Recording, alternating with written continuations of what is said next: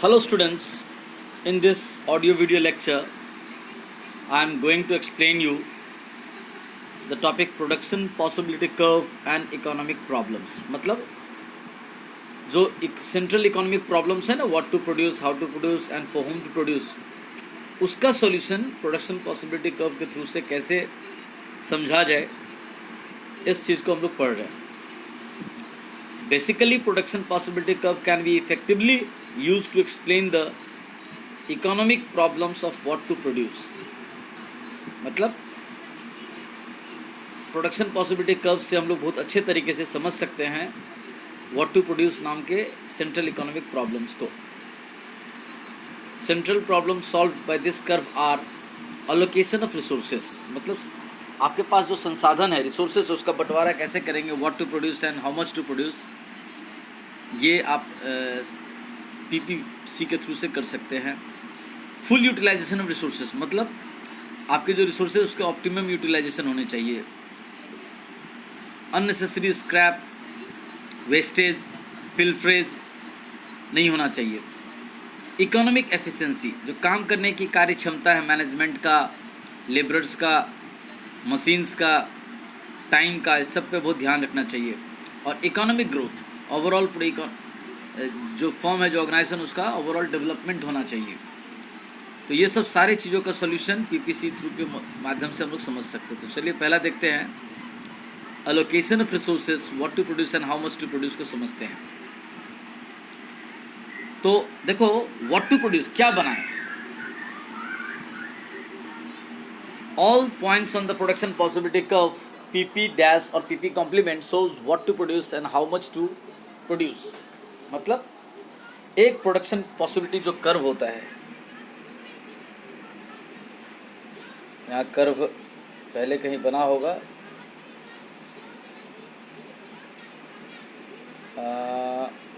हाँ जैसे देखिए ये कर्व बना हुआ है. तो ये जो ग्राफ बना हुआ है पीपीसी, जिसका पॉइंट ABCDEF एक्सेट्रा, तो ये यह कहना चाह रहा है all points on the PPC. ये ग्राफ जो होता है पीपी का, उसके ऊपर जो भी पॉइंट्स होते हैं, सो वो दिखाता है what to produce and how much to produce. कि एक हम जो दो डिफरेंट क्वांटिटीज प्रोड्यूस करेंगे एक्स और वाई, तो उसमें से किसका कितना प्रोड्यूस करेंगे अलग अलग कॉम्बिनेशंस में, वो वहाँ दिखाता है. All points on the curve are efficient and attainable. और एक पीपीसी पर जो सारे पॉइंट्स होते हैं, जैसे अभी आपने यहाँ देखा ना, तो कि इस ग्राफ पे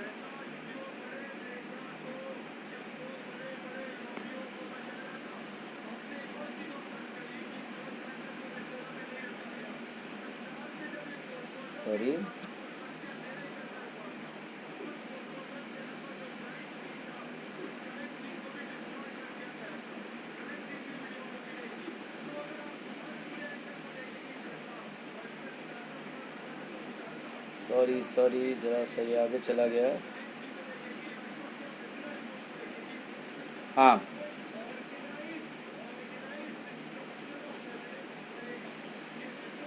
हाँ, तो ये एक पीपीसी कर्व पे सारा कॉम्बिनेशन जो होता है वो अटेनेबल होता है. अटेनेबल का मतलब कि दिए गए रिसोर्सेस में वो सारे में से कोई भी एक कॉम्बिनेशन आप प्रोडक्शन का चुन सकते हैं, वो हो सकता है. देन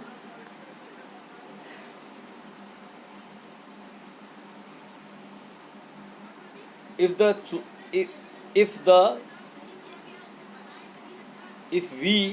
the economy, मतलब पूरे इकोनॉमी में chooses point B as the production combination, figure 1.4. अब फिगर ये 1.4 किधर है, इधर तो नहीं है, आगे देखते हैं, इधर कहीं पीछे हो. फिगर 1.4 1.11 है, 1.10 है,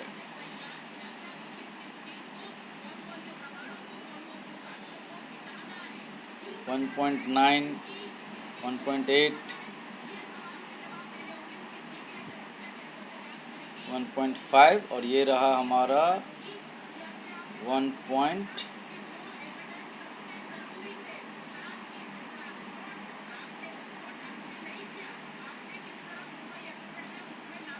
ये 1.5 है, 1.4 तो दिख नहीं रहा है ग्राफ कहीं. हाँ, इससे हम इस टेबल से समझ सकते हैं, टेबल 1.3 से, कि जैसे व्हाट टू प्रोड्यूस में अगर हम x का 0 चुनेंगे तो y का 21 प्रोड्यूस होगा। अगर हम x का 1 यूनिट प्रोडक्शन करेंगे एक्सक्यूज मी सॉरी, तो y का प्रोडक्शन रिड्यूस होकर के 20 हो जा रहा है।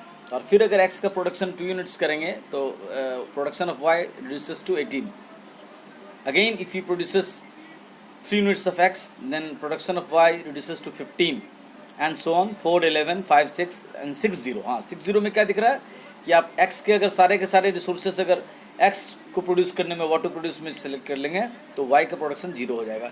तो ये जो अलग अलग कॉम्बिनेशंस में दिख रहा है कि जो अटेनेबल है उसमें से जो उस समय के नीड के हिसाब से, रिक्वायरमेंट के हिसाब से जो कॉम्बिनेशन आपको चूज़ करना है वो चूज़ कर लीजिए और आप प्रोडक्शन कीजिए। ये व्हाट टू प्रोड्यूस हमको सॉल्यूशन प्रोवाइड करता है। वही यहाँ लिखा था,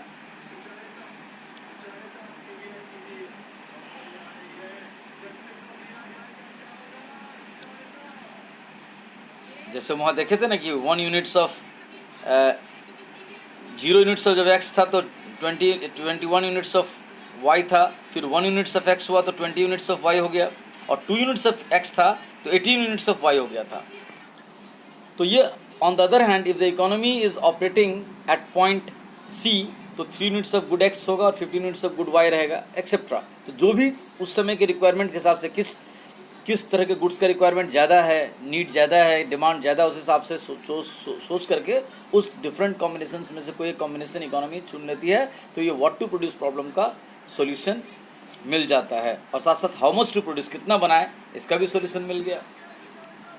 हाउ टू प्रोड्यूस, कैसे बनाएं, लेबर इंटेंसिव टेक्नोलॉजी और capital intensive technology.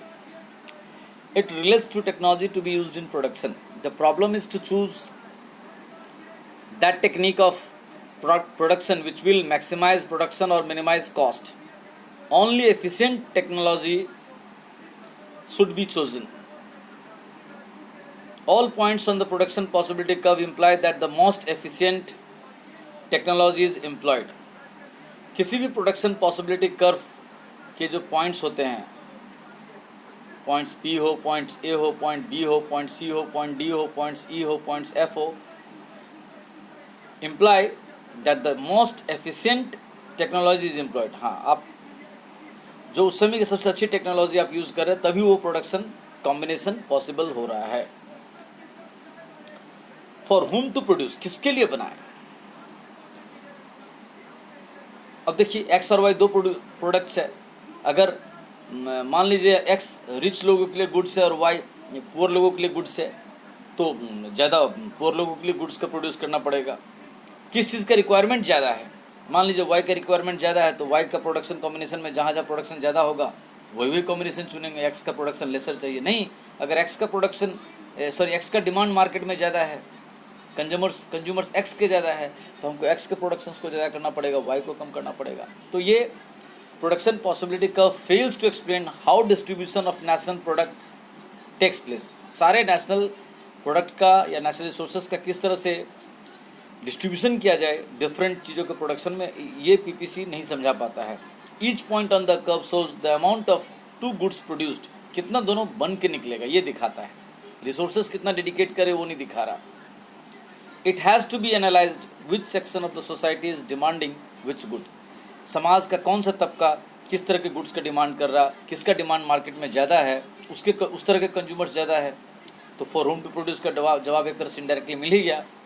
If the rich sections of the society are getting more goods then it shows unequal distribution of income।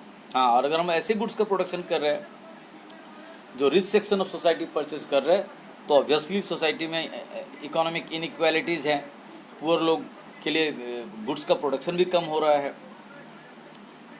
If poor people are getting more goods then implies more equitable. और यदि हम poors के लिए ज़्यादा goods production कर रहे हैं इसका मतलब पुअर की भी परचेजिंग कैपेसिटी ठीक है और इकोनॉमी में इनकम का डिस्ट्रीब्यूशन ऑलमोस्ट इक्विटेबल है।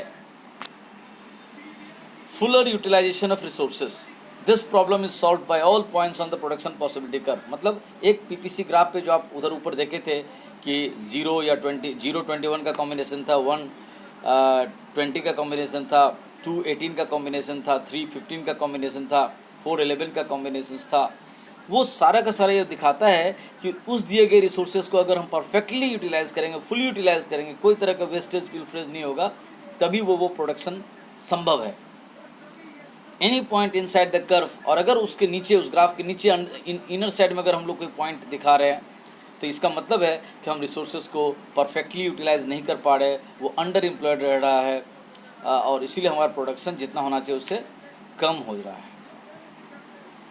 In other words, resources are not being used efficiently, या फिर हम लोग रिसोर्स को ढंग से नहीं यूज कर रहे। By increasing the use of resources, अगर हम रिसोर्सेज का प्रयोग बढ़ा दें, production can be increased, production बढ़ाया जा सकता है। एग्जाम्पल, इन इंडिया, जैसे कि भारत में most of machines and plants are under utilised. Bharat में मशीन या प्लांट्स खास करके पब्लिक सेक्टर में अंडर यूटिलाइज रहता है, क्योंकि हड़ताल, मिसमैनेजमेंट, करप्शन, लाल फीताशाही, रेड टैपिज्म जिसको कहते हैं, ये सब मेन कारण है। Another example is under utilisation of people, मतलब ह्यूमन रिसोर्सेज को ढंग से नहीं यूटिलाइज करना, वो are willing to work. Massive unemployment prevailing in India, Bharat में बहुत बेरोजगारी है, तो क्या होगा अगर सारे लोगों को काम नहीं मिलेगा, तो जो इकोनॉमी प्रोड्यूस कर सकती है ह्यूमन रिसोर्सेज को यूज़ करके, वो अगर नहीं यूज़ कर पा रही उसको प्रोडक्शन में, तो ऑब्वियसली कम प्रोडक्शन होगा। तो यानी पीपीसी के थ्रू से हमको ये भी पता चलता है कि हम रिसोर्स को फुल यूटिलाइज कर पा रहे कि नहीं कर पा रहे। Economic efficiency, all points on the production possibility curve PP dash और PP complement are economically efficient in production. एक ग्राफ का जो भी पॉइंट कॉम्बिनेशन है, 0-21 का, 0-20 का, 1-20 का, 2-18 का, 3-15 का, 4-11 का, वो जो कॉम्बिनेशंस था, वो तभी संभव है जब हम सारे इकोनॉमिक रिसोर्सेज को परफेक्टली यूटिलाइज कर रहे हैं। अगर नहीं यूटिलाइज करते तो उससे कम लेसर प्रोडक्शन होता और वो उस ग्राफ पे पॉइंट लोकेट नहीं होता। Economic growth, with discovery of new stock of resources or an advancement in technology, the productive capacity of an economy increases। मतलब जब हम किसी नए तरह के ऐसे रिसोर्सेज को खोजते हैं जो एक मल्टीप्लायर का काम करता है, कैटलिस्ट का काम करता है, या फिर हमारा टेक्नोलॉजी में एडवांसमेंट हो जाए, तो इकोनॉमी की प्रोडक्शन कैपेसिटी पहले की अपेक्षा बढ़ जाती है और हम अपने economic efficiency, resource utilisation capacity को बढ़ा पाते हैं। The economy can produce more good of X और मोर गुड ऑफ वाई और more of both of goods if resource utilisation और technology utilisation improvements takes place. A summary of economic problem solved by a production possibility curve is given in table। अब ये table क्या दिखा रहा है, मैंने ये पूरा जो हम लोग सारा पॉइंट्स पढ़े हैं ना कि पीपीसी किस किस बात का सॉल्यूशन दिखाता है, इस तरह से ये चैप्टर आज ख़त्म हो गया। मेरे तरफ से, आप लोग की तरफ से कभी ख़त्म नहीं होगा। जब कभी आप लोग को प्रॉब्लम हो, यू कैन आस्क, और हमेशा ही बताते रहेंगे जब तक आप इस क्लास में हैं। Thank you.